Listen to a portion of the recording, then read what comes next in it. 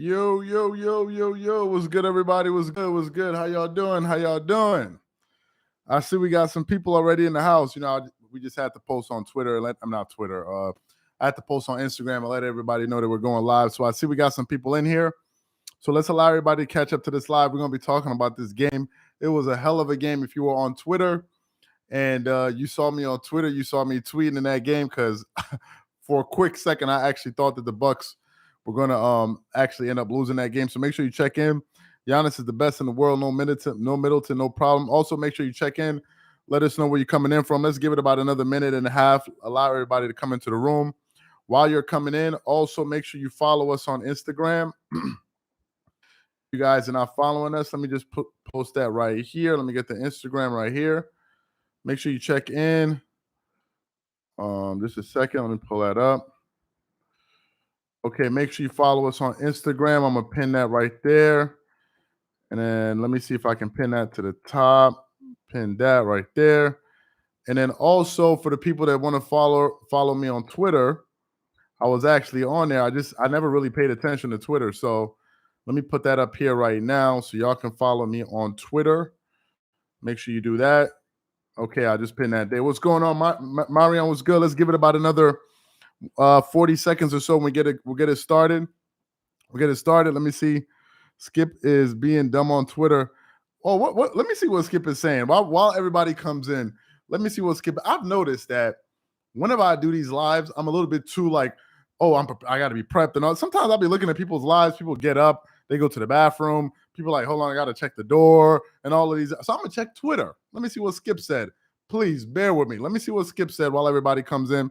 Make sure you check in. Somebody said I hate Skip. All right, let me see what Skip Bayless is saying. Let me see what Skip Bayless is saying on Skip Bayless. Let me see what the hell Skip Bayless said on Twitter. He said, obviously, if the Celtics get anything, yo, Skips, yo.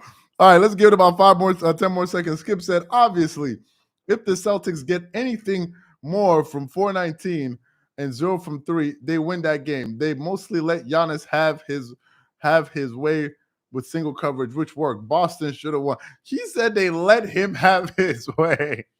It wasn't that Giannis actually was literally putting dudes in the rim. It wasn't that Giannis actually played well. No. It was that the Celtics let him have his way. So let me ask y'all a question. Why would the Celtics let Giannis have his way? Like, why? Anyway. Oh, somebody said go to the previous two. What the hell did Skip Bayless say? He said, throw Portis out. So, all right, I ain't got on top of this. Anyway, so let me go ahead and get into this live, and I'm going to get to Skip a little bit later. I don't have time to waste with Skip Bayless right now. We got an audience. We got a room full of people in here. So let me get to this right here. Okay, so let me get it started. So let me get into this here. First of all, hell of a game. Hell of a game. What a game. As I said, I was on Twitter, and I was posting about it. And I was like, at one point, you went through so many different emotions during that game. And at one point, I thought they were actually going to lose. So I think going into game 3, I think all of us were really anticipating this game. I think a lot of us that followed game 1 and game 2 are really looking forward to game 3. Why? Because after the Bucks lost in Boston, remember the Bucks won game 1, it felt like a lot of people felt like the Celtics would carry that momentum into game 3. As y'all know, sports, a lot of times when we're dealing with fans, a lot of it has to do within the moment. We put up a poll the day before game 2. This is after the Bucks won game 1. Or the day of game 2, rather. We said, who's going to win that game? 70% of the people, 7 out of every 10 people said that they thought the Bucks were going to win the game. The next game, going into this game, some people started feeling like the Celtics were going to win this game. And one thing I noticed was this.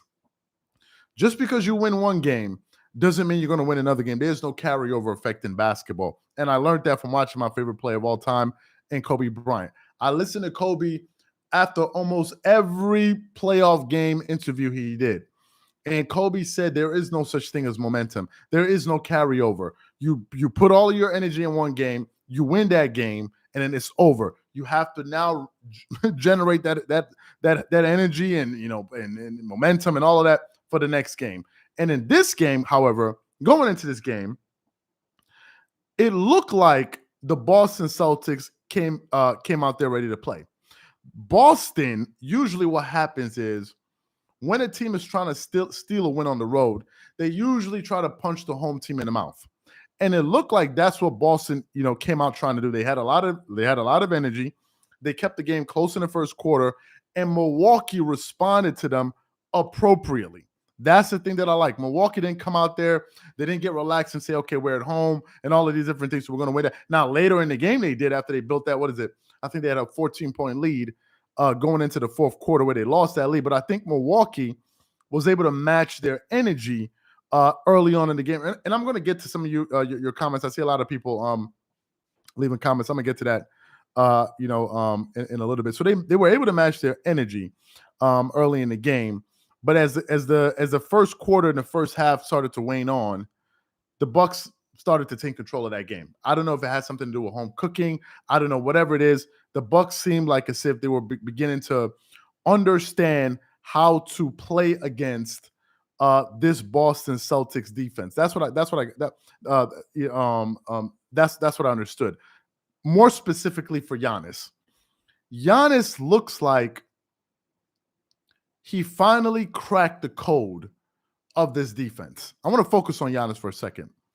Giannis seems to be one of the very few players in the NBA and players that I've seen in a long time that whenever these guys make up their mind, they simply will not be denied. I get this sense from Giannis. I get it from I got it from Kobe. I get it from LeBron James at times. I got it from Kawhi when he was playing against the what was it? What's that series? The Dallas Mavericks. There's certain players when the moment is, when the moment is like when it's like, okay, it's all or nothing. When all the chips are on the line, these guys have an ability to take their game to the next level. Giannis simply would not be denied in this game. He would not be denied. For the people coming in, we're just talking about game 3. Also, make sure you guys follow us on Instagram. We pin that to the top there. And also make sure you follow me on Twitter. I'm gonna go ahead and pin this up here as well. So make sure you follow me on Twitter. So make sure you follow us there. Anyway, Giannis looked like a man possessed. He looked like a man possessed, and he wouldn't be denied. Think about this. Giannis finished that game with 42 points, 2 blocks, 2 steals, 8 assists, 12 rebounds, and he finally, it's the reason why I said he cracked this defense, at least for one game, he was finally able to shoot over 50% from the floor. I think that is the first time, maybe with the exception of Kyrie Irving in game 1 in the Boston versus Brooklyn Nets series, where somebody shot 50% from the field. Giannis was finally able to get over 50% from the field. If I look at the box score here, NBA.com, usually when a game is over, they can break up the game into periods. Okay, yeah. In the first half, Giannis, what did he score in the first half? Giannis scored 20 points in the first half. He shot 57% from the field. Although he didn't make any of his threes, he didn't settle. He was only shooting 57% from the free throw line, but he kept on attacking the basket, and he was dominating the game in other ways with his rebounding, with his assists, with his blocks, with his playmaking. Giannis, to me, listen, if you're somebody that doubts Giannis, I think you need to reconsider your position on this guy. I believe the way that Giannis is overcoming this Boston Celtics defense is simply with his sheer physicality. Giannis was literally putting dudes in the basket. There was a play on, where did I see it? On Instagram, on ESPN. Giannis basically took like 3 dudes to the basket and dunked. They couldn't stop him because it seemed as if he made up his mind that he's going to go through these dudes. Thanks for that, Amid. Great win for the Bucks. Skip Bayless is a clown. Pay no attention to his chirp. No. First of all, thank you for that. We gotta pay attention to Skip. You know why? Because Skip has a huge platform. You can't ignore people that have huge platforms. So we gotta talk. Skip is not one of these people you can wish away. And listen, I like Skip Bayless. I just think that he's being really unfair to Giannis for no good reason. For no good reason. Like the things that he says about Giannis literally make no sense. Why are you so reluctant to give this guy his credit? Listen, Boston had no answer for Giannis.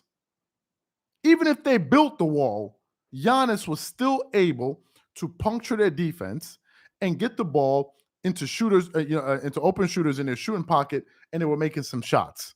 I think Boston is beginning to realize that, oh, wait a minute. Giannis is a totally different type of player. We're not going to be able to neutralize this guy by listening to people like Skip Bayless on TV talking about a damn wall. And let me talk about Skip Bayless. Now that we're on that, because he's a part of my notes. Let me talk about Skip Bayless for a moment. First of all, I said it during the game on Twitter. I said, Skip, are you watching the game? Were you seeing the game? All we've been hearing from Skip is, I'm still waiting to see what Giannis can do. All year long, Skip Bayless told everybody that Kevin Durant was the best player in the world. Shannon Sharpe will be sitting right there, and Shannon Sharpe has been consistent. Shannon Sharpe has been saying since last season, since the Milwaukee Bucks won the NBA championship. Shannon Sharpe came on Undisputed, and he said he is officially ready to admit that Giannis Antetokounmpo is the best player in the world. So Shannon Sharpe has been consistent. Skip Bayless all season long has told us that Kevin Durant is the best player in the world. That is what he's told us. He said he's the best player in the world. He talks about what he did in the Olympics, all of these different things. Going into the playoffs, Kevin Durant, and I'm not bashing Kevin Durant, by the way. I'm not bashing him. But what I'm doing is I'm trying to point out somebody being unfair to Giannis and using arguments or holding things against Giannis that he doesn't hold against other people. Going into that series, Skip Bayless told us KD was the best player in the world.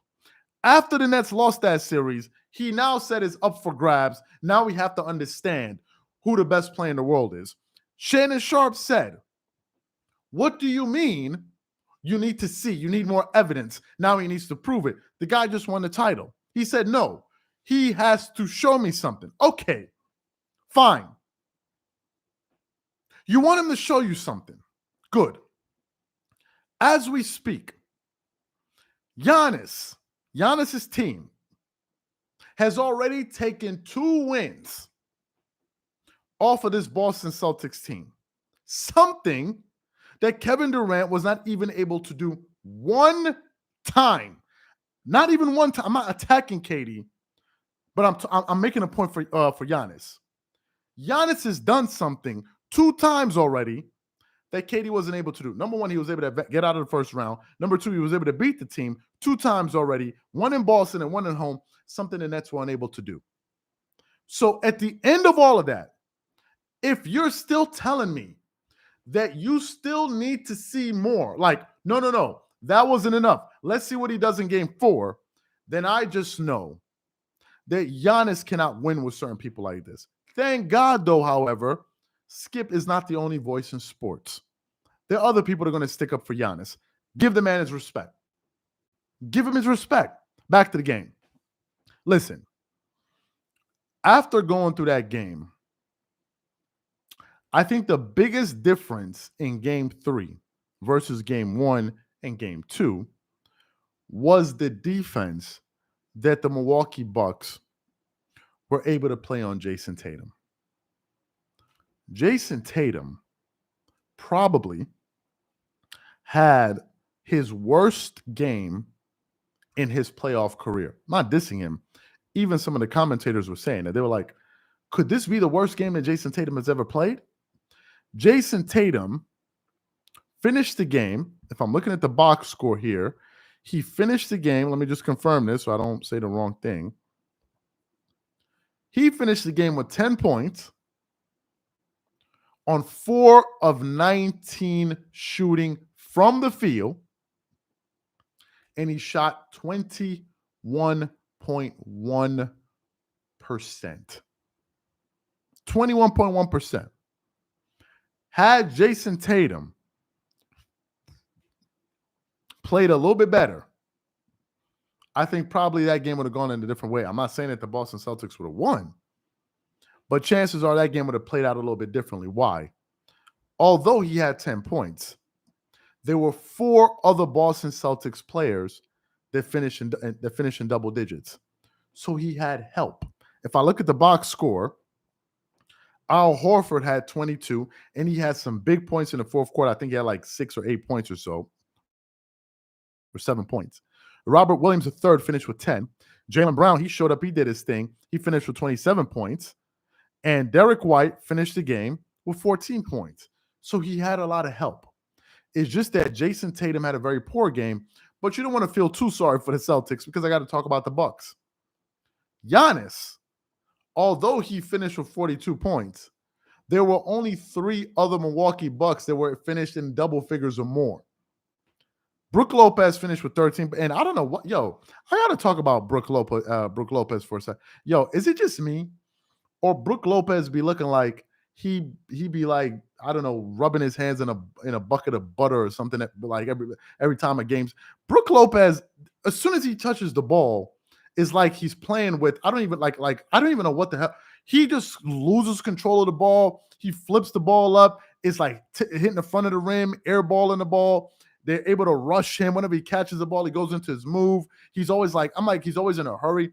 Brook Lopez, I don't think has played one good game this series yet. And if you're a Milwaukee Bucks fan, maybe that's something to look forward to. Like, look, we're managing to be up in this series 2-1, and some of our other players are not playing well. Back to the thing about the Bucks, though. Somebody just said it. Hella S59 just said it. Giannis Antetokounmpo is carrying the Bucks right now. Giannis is doing all of this without Chris Middleton. We forget that Giannis is doing all of this without Chris Middleton. Back to Skip Bayless again. I get tired of going back to Skip. Make sure you guys go ahead and hit the like button, guys. Make sure you follow me on Twitter. I put that up there. Let me put up our Instagram. Make sure you guys also follow us on Instagram.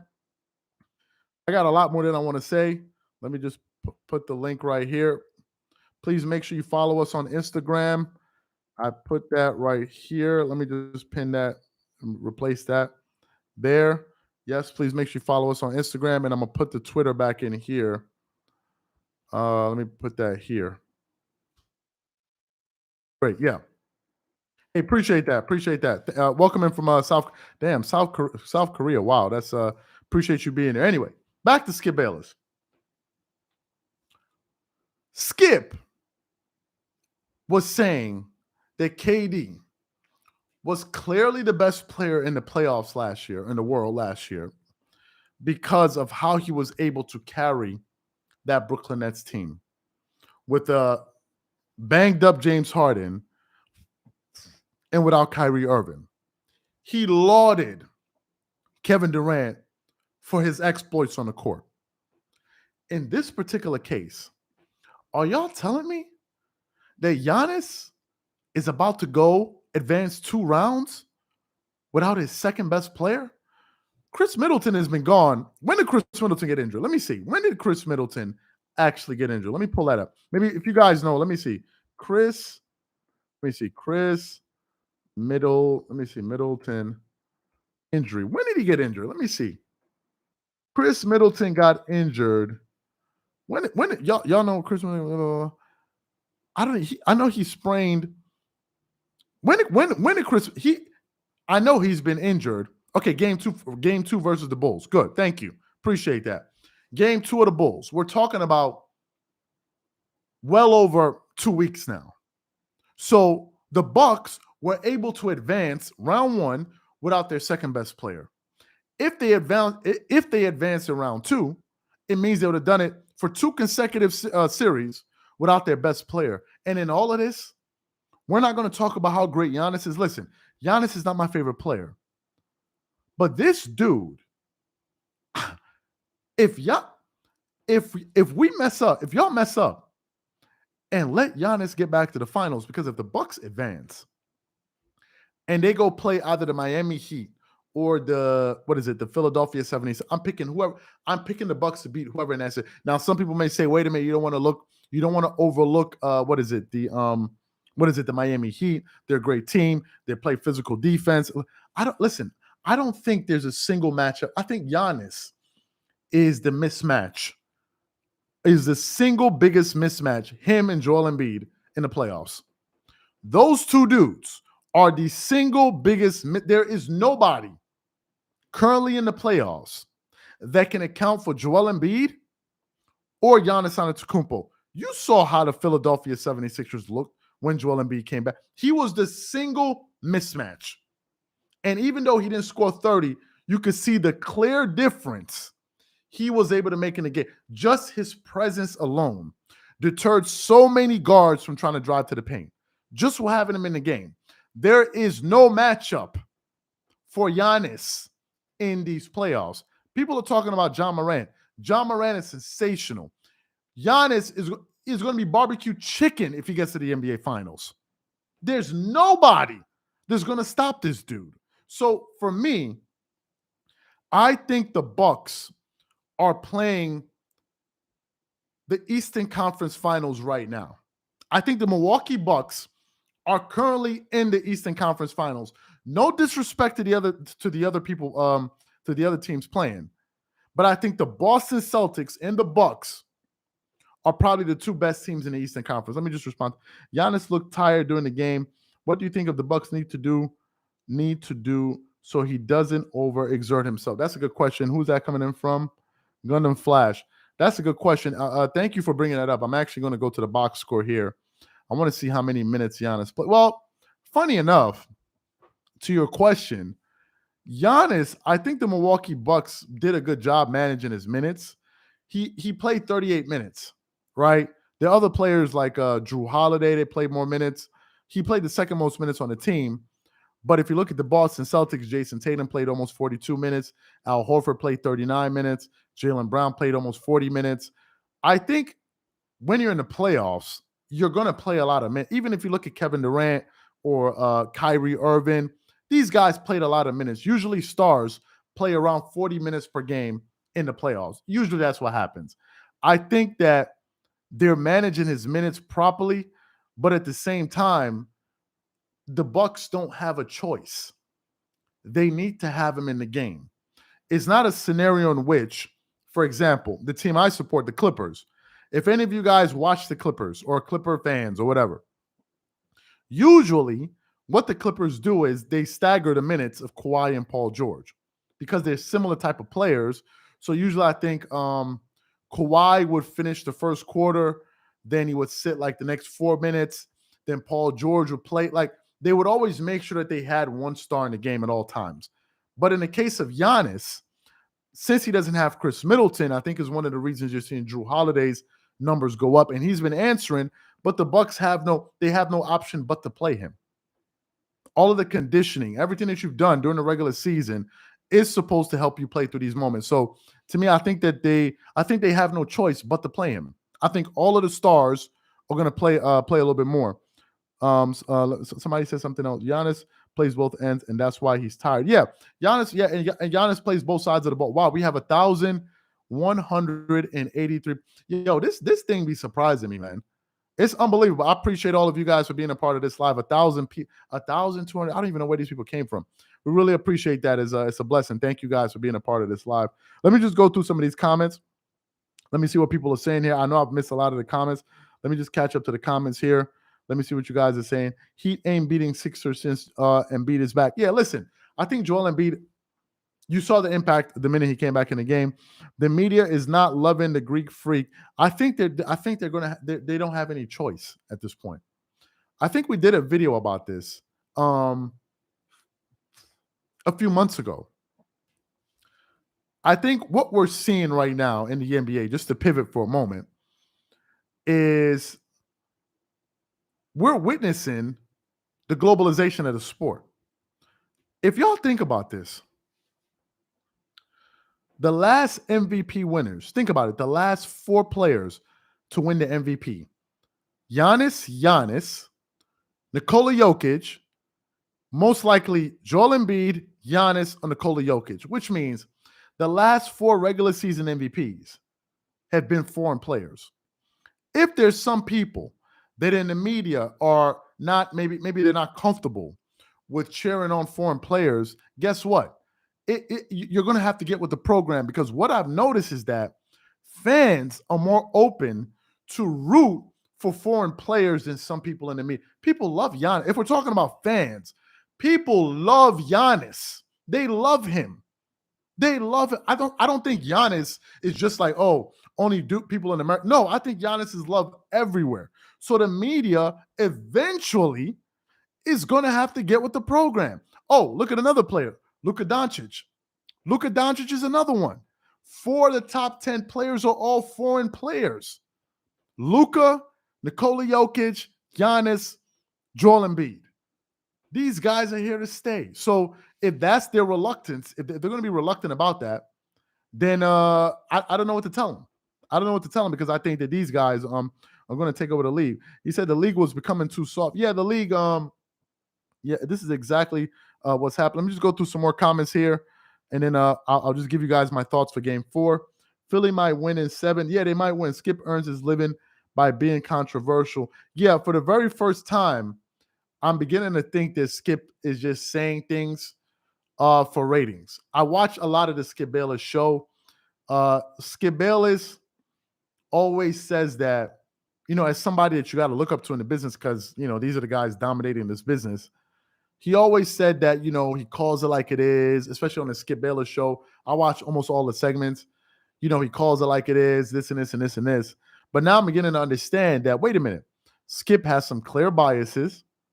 There are certain players he doesn't like for whatever reason. And I'm not saying that Skip, like as if I'm a hypocrite. A lot of people accuse me of not liking LeBron. Is there some truth to that? Probably. But we all like who we like and dislike who we don't like. I think that, but in the case of Skip tries to come off and say, like, I'm beginning to realize that Skip is saying a lot of these things maybe for, I don't want to say it, but shock value, to get ratings, maybe because he feels like if he's on the opposite end and he says something different. But then again, you can't knock a man for making his money. I mean, that's how he makes his money. Skip Bayless is making what, $12 million plus a year. So, to each his own, man. I mean, the guy, he's doing what he can do. He does what he wants to do. That's up to him. No problem with me. He can do whatever you want. I'll check out. Okay, so let me give you guys my closing thoughts for this game and going into Game 4. I think Game 4, if I'm looking at the NBA schedule, they don't have it yet. Let me see. When will Game 4 be? I think Game 4 should be on, okay, let me see, Saturday. No. Let me see. Saturday. Let me see, Monday. Let me see. When is the Game 4? Yeah, I think Game 4 could possibly be on Monday, if I'm not mistaken. Yeah, Game 4 is going to be on Monday. Appreciate that. So, listen, I think that if Milwaukee wins Game 4, I think they win this series in 6 or 5. If they win Game 4, it may put a lot of pressure on the Celtics.